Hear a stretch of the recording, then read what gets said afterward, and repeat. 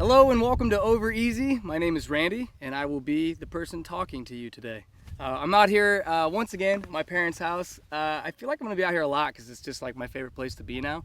But behind me sets the green to the golf course Beverly Hills, which we just made a course vlog to. If you haven't seen it, I suggest you watch it because it was really fun to make and we're very proud of it. I'll put a link up here in the corner. You can click on that, but make sure you come back and watch the rest of this because what's the point then?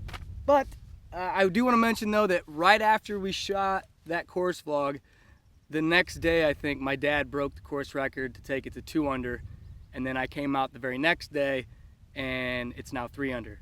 And it took me 5 birdies to do it though. I think I started out birdie, birdie, bogey, bogey, birdie, birdie, and then I birdied the last hole to shoot 3 under. So got it still the champ. So yeah, here we are. Man, it's such a nice day out here. But I've had time to cool down. I wanted to do this video earlier, but I do want to talk about what happened at the US Open with Dustin Johnson, called it.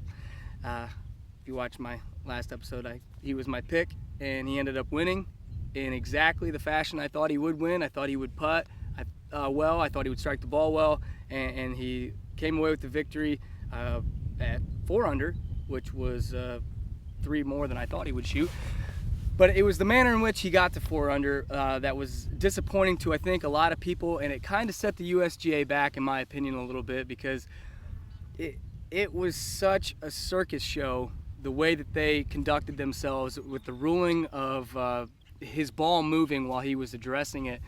And for those of you that haven't seen it, I'm sure anyone who would watch a golf video on the internet has seen this by now, but just in a real briefly, as he was addressing his putt, he took some practice strokes, grounded his putter, picked it up, and as he slid it behind the ball without grounding it again, the ball rolled backwards towards the face of his putter, and he was deemed to have influenced it to move.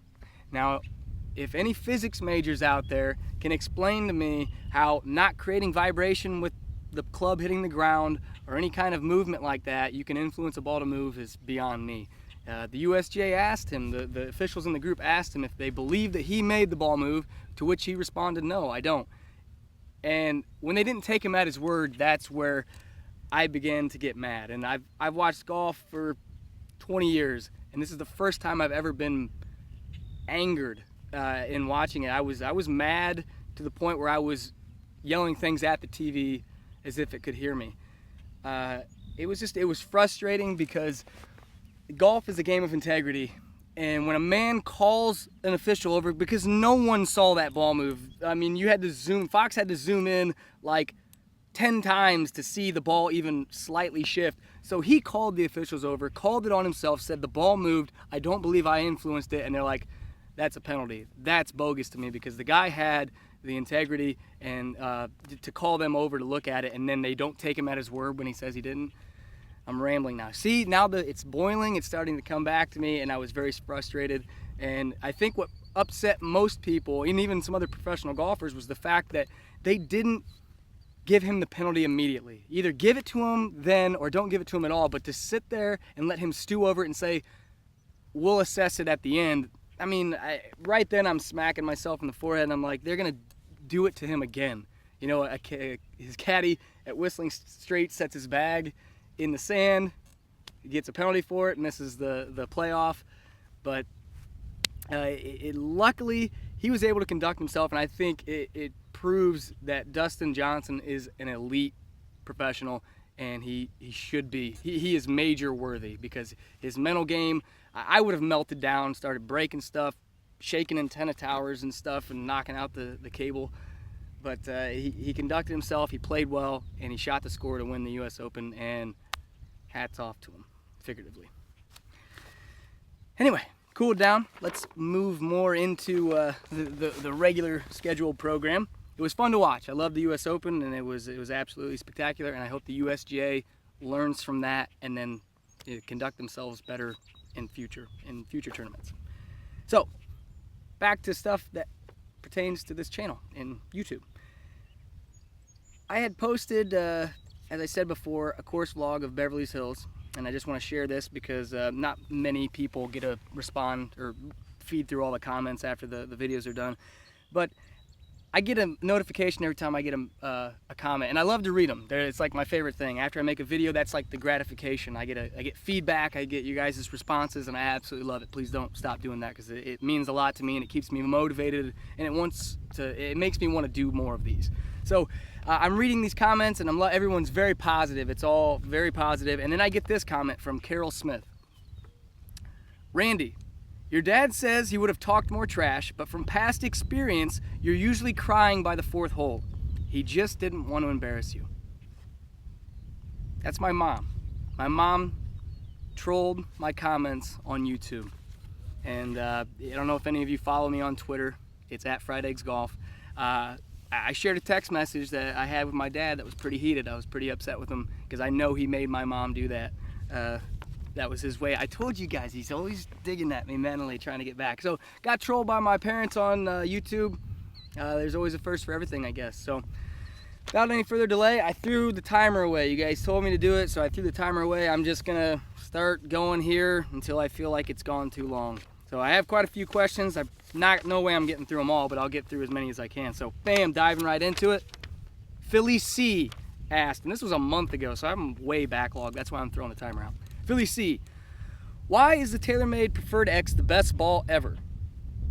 I've played all different kinds of balls, and this just stood out immediately. Philly C, I mean, that's great. I'm glad you found a ball, because that is an absolutely terrific feeling.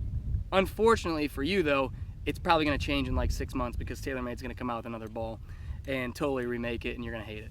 I had a similar experience with TaylorMade. I think it was called when they had the red and the black, and I loved the red version of it. This was like 5 or 6 years ago, and then they changed it, and I hated it, and you couldn't get it anymore. So I ditched it, and I went to a company that was a little bit more, you know, I guess they kept their line of balls around a little bit longer. It was like Shrixon. I think I went to the XV, which is still around right, you know, to this day. So, but that's cool you found your ball. I think that why it jumped out to you immediately, maybe it's because you haven't played that many different urethane golf balls before. Maybe that one has the correct amount of mantle thickness. I mean, there's a lot of different variations, but it probably just fits your ball speed. It compresses right. It gives you good feel, good spin around the greens, and I'm happy for you, Philly C. That's a good feeling to find the ball, the one that's like, this one's gonna be the one.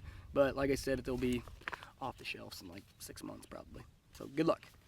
Cornwall 888. Does something need to be done about the modern golf ball in professional golf? These guys hit it too far now. Drivers gap wedge into 500-yard par 4s, mid irons into par 5s. No matter how long the course is, they tear it up. Rory is 7 under through 7 as I write this. It's too easy. I think they changed the ball. The balls, unfortunately, amateurs would have to change the balls too if they change them for pros. They would want one rule for pros, different rule for amateurs. I don't want a good drive for me goes 265 yards. This is something that the USGA has been battling for quite a while, more on the club side of it, because as clubs became larger, they capped it, the 460cc size. When they talked about moment of inertia, they capped that. So they've really handcuffed club manufacturers, ball manufacturers, as far as what they can do to improve performance on golf equipment. Now it's more about fine-tuning everything, really. But I tell you, if they change the golf ball anymore, I'm not sure what else they could do to it at this point. But yeah, these guys are good, and I think that a lot of amateur golfers fail to grasp how great professional golfers are. I played competitive golf my whole life, and I went to a Division I college and played golf for 3 semesters, I think it was, and I played against decent college golfers that just blew me out of the water, but they couldn't make it, you know, professionally. And so just the gaps that you climb up there, you could give these guys bouncy balls and they would find a way to shoot 6 under with it. So it's not necessarily saying, hey, you need to cap what these guys can do. If you would have gave Greg Norman a titanium driver and a Pro V1X, you know, 40 years ago, he would have been hitting at 350 yards too. So you have to understand that there's not much more that's going to happen with golf as far as getting guys more distance. And I think I mentioned in a couple episodes back that the USGA came out with a study saying that professional golfers really haven't gained much more distance. It's more about just gaining consistency, and they're just awesome. They're just on another level of awesome. So I better pick it up. I'm not going very fast here. Carnegiesivas, I'm sorry. Carnegiesivas. That's bad, but we'll go with that. I got a new driver and struggle hitting the driver low on the face. Last time I bought a new driver, it took a year to start hitting the sweet spot. Any tips or drills?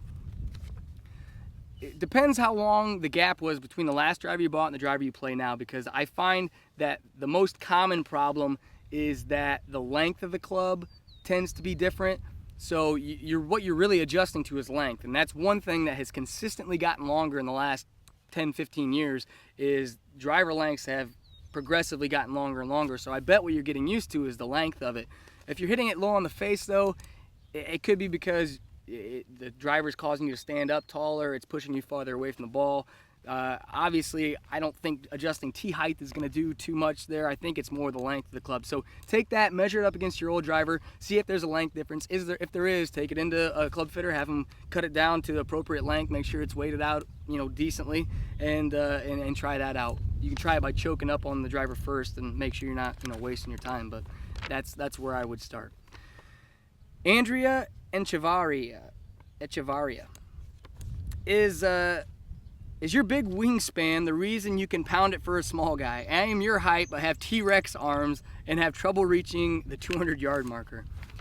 Yes, Andrea, that is, I would say, a good portion of where I pick up a lot of my club head speed is I have wide shoulders, long arms, so I can create a lot of recoil. I'm fairly flexible, and it's a lot to do with timing as well, because it's one thing to swing big, but it's another thing to time it out to where everything releases at the right point and you don't waste any energy or any of that stored power. So yeah, I would say it's probably my wingspan. And what she's talking about, if you don't know, is I'm not tall. I'm 5'7", and my wingspan is a little over 5'11". So I've actually struggled more so from that. I wouldn't wish, it's more of a swimmer's body, I feel like, shorter legs, longer arms, long torso, but it's actually hurt me, I think, more than helped me, because when I was younger, especially when I was shorter than I was now but still had the longer arms and that build,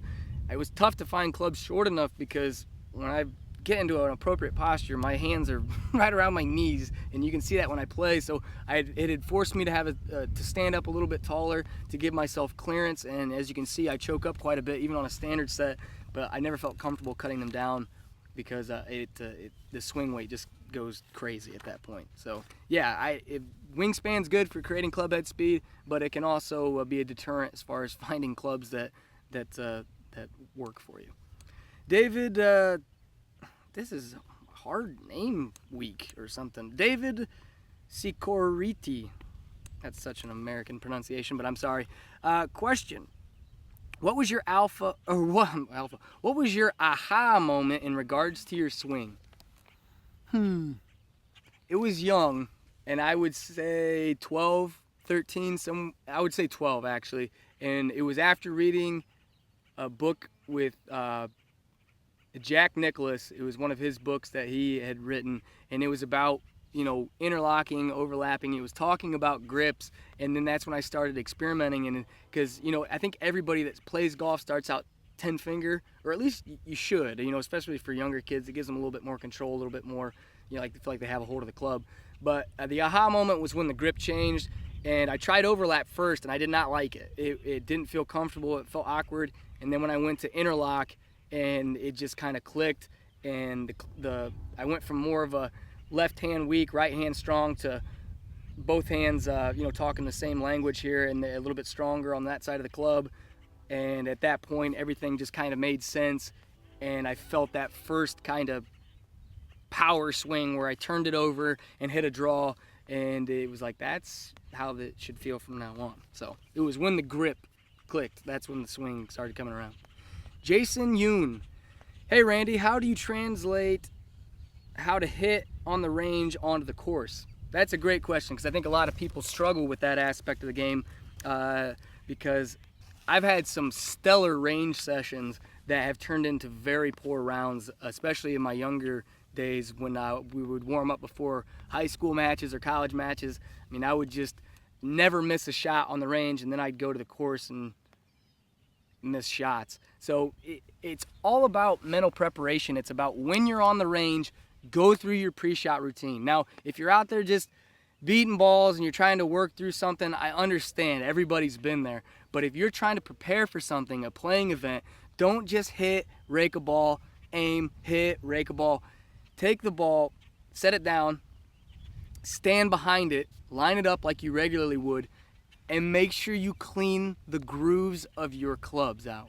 Because I can't tell you how many times I'll see there and watch people hit ball after ball with just mud caked in there, or dirt caked in the grooves of the club, and that doesn't give you any information, at least not valid information. What it does is it makes you hit knuckleballs that have no spin on them, and you don't know how the ball is going to actually react when you get out to the course, because you're essentially filing down all of the grooves in the club. So you hit a shot, clean it out just like you would on the course, step back, line up the next shot, think about your yardages, think about what you're trying to accomplish, go and hit that shot, because I found that helped me warm up more efficiently as opposed to just hit a ball, rake, hit a ball, rake. And that doesn't do really anything other than just loosen up your muscles. Now, if that's what you're trying to do, that's what you're trying to do. But if you want your range session to count as a practice for playing, go through your pre-shot routine, accomplish what you're trying to accomplish each shot you hit on the range. If you want to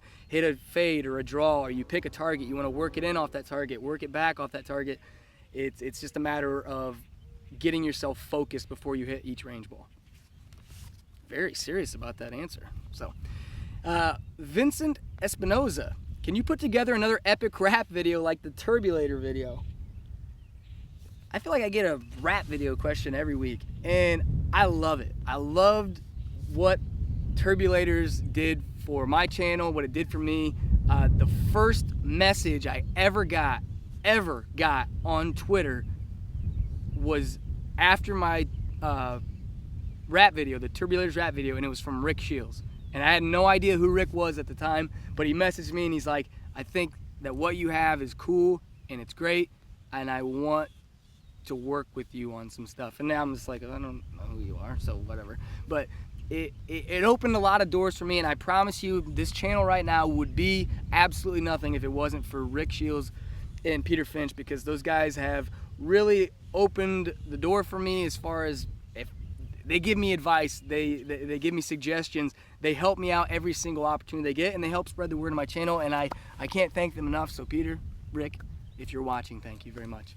But I love making rap videos. I started there, that's my roots, and I love music and I love making music, but it is so hard. It is hard because I make all the music myself. I make the beats, I do everything. I record the vocals myself, I mix it myself, I write the lyrics myself. So everything that you've heard in all of my rap videos I've ever done, I've done 2 ping ones. I did Turbulators, I did series and G-Max irons, and the Callaway PM grind, which is my favorite one, but for some reason it never really took off, maybe because it's about a wedge. But I love making those videos, but they are super hard to make, and they're very time consuming, because not only do I have to make the song, but then I have to shoot the video to go with it. But I could see it happening again. I don't know if I'll do it about a product though, because that just got a little political, and I feel like people were like, oh, mate, write a rap song about this, and it's like, no. I think the next one is going to be about golf as opposed to about a piece of equipment. That way it's not so dated, and it's like the G30's got Turbulators, who cares? It's old. But I feel like there's going to be another one coming eventually. I can't not do it. Nolan Ring, when you switched 3 woods, did you test out others, or did you just know that TaylorMade was for you? No, yeah, I tested out a lot of 3 woods, Nolan. That's my process. Is a club never has ever gone in my bag without me testing it out first. I think with all the ones I tested out, the ones that stuck out to me the most, I liked the G. I think it was the Stretch. That one was up there, was a front runner. The XR Pro was a front runner, and then the EX9 Tour Edge was a front runner, and those were the ones I was really mulling over. And my own personal feud and vendetta with TaylorMade held me back from trying out the M1. And then one day I just was like, whatever, I'll hit it. And I was like, this one's the one.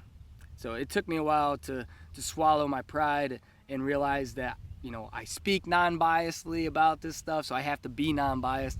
And I hit it, and it was nuts. It was crazy. If you do follow me on Twitter today, I played at Riverbend again on the back nine. It was a hole that I didn't get on the vlog, but it was a par 5, and I hit driver I was 283 yards out and put it on the green with that fairway wood off the deck.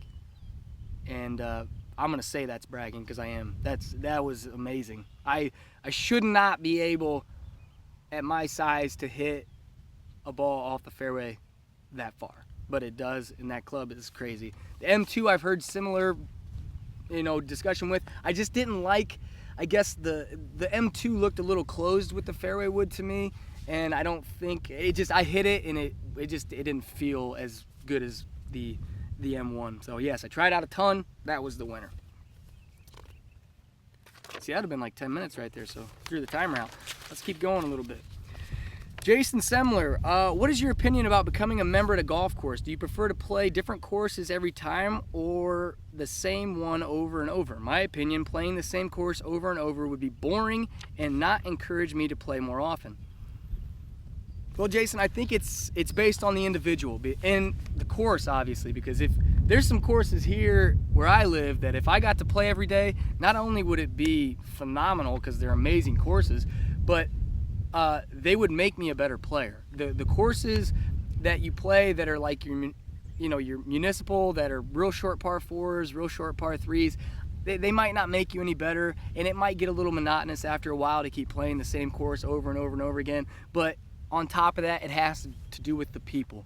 Because if the people at the course make you feel welcome, they make you feel like they appreciate your business, you'd be amazed at how comfortable you feel going back there and how gratifying it is to play there. Whether you play good or play bad, if the people there make you smile and make it worth your while, then I think that's the most important part. But a nice challenging course that will make you a better player, and it just, I think those are the recipe for a course that you could become a member at and be a member at for a very long time. But yes, it is important to get out there and play other courses, get around and experience other conditions of greens and bunkers and fairways and roughs, because it will make you a more diverse golfer. It will make you play better in multiple conditions, because I've played with country club kids that will shoot 8 under at their home course, which most pros wouldn't, could barely shoot that. But then you get them on a course where the greens aren't quite maintained to their the way they're used to it, what they're accustomed to, and they'll shoot a couple over. So yeah, there's some pros and cons, but playing the right course can definitely make you better, and it can make really hard golf courses seem not so hard anymore if you're playing the right one. But hopefully you join somewhere. I think it's fun. I think it's cool to be a part of a community like that.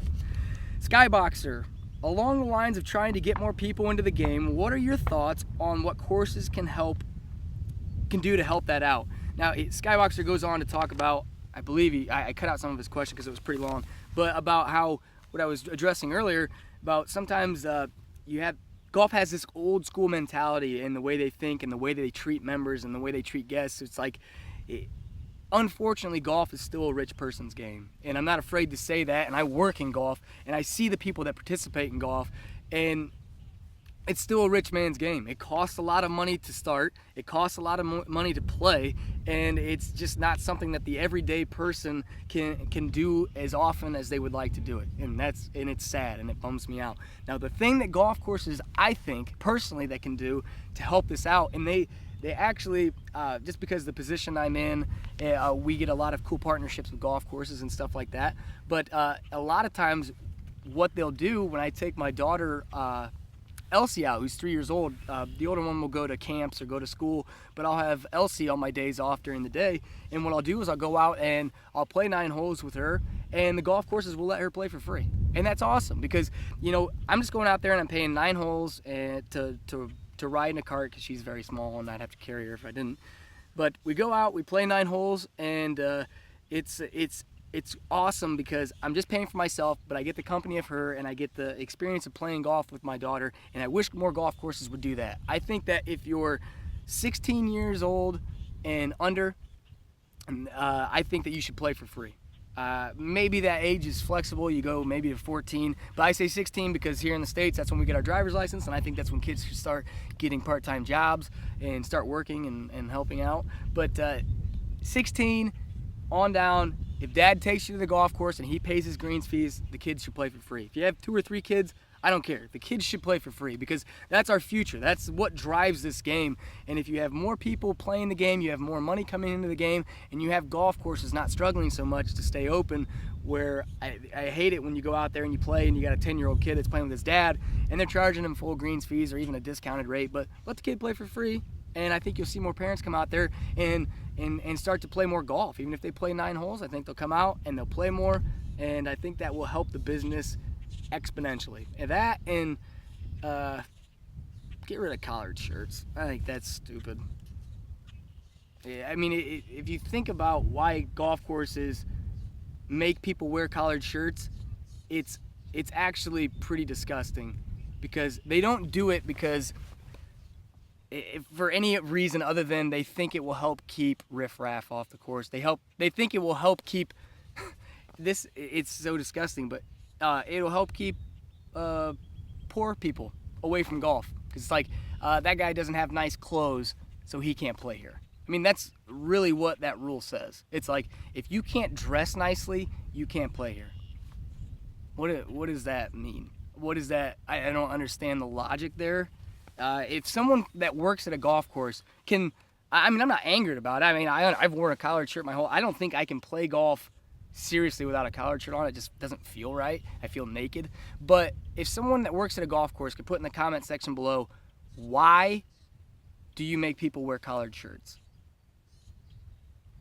Let them wear a t-shirt. Now, I can see if they're coming out there shirtless or they got, but if they just wear a t-shirt out there playing, I mean, that it's kind of disgusting. It goes back to that whole old school style of thinking. If you can't afford to dress nice, you can't play golf. Wrong message, golf. Wrong message. Anyway, Keenan Morrow. We'll make this the last one because I feel like this has been a pretty decent amount of time here. Keenan Morrow Golf. What should I be looking for during a club fitting, and what questions should I ask? Well, Keenan, I feel like I've answered this question before, and I want to stay consistent, but I don't think there's any specifics that you should ask. If you're working with a good club fitter, they should be able to guide you along the process, and they should be able to take you step by step through what they're going to do. As far as if it's irons, you want to talk about length, you want to talk about line angle, you want to talk about the material of shaft, you want to talk about the flex of the shaft, you want to talk about launch angle for the specific iron that you're using, making sure you're getting the correct gapping, the correct spin rates. All this stuff is important information that needs to be addressed. Now, when it's not addressed, then that could be a problem. Not to say that they're not assessing this thing in their head, but they should talk it out loud with you. But the most important thing is when you come across the question, make sure that you ask it. Don't sit there and just go along with the flow and be, mesmerized by all the big words and all the numbers on the screen. Make sure that if you do have a question like, why does this iron need to launch this high with this much spin? And they should be able to answer that for you. And if it's not convincing enough, then maybe you guys can talk another route or another path to go. But yeah, make sure that you're staying involved and don't let yourself be swept away in the moment of being fit. Make sure that everything that you have questions about is getting addressed, and make sure that the problems that you came with are going to be fixed by what the club fitter is doing. Now, it's not going to fix everything as far as a 60-yard slice with a pitching wedge, but it should help out. Well, I hear my parents pulling up the driveway, and that means that it is time to end this episode. So thanks for watching, and I appreciate all the subscriptions. I appreciate everything, all the comments you guys give me. It's absolutely fantastic. And there they are, my parents. Hi, parents. So I will see you guys next time, and I appreciate you watching, and we'll see you later.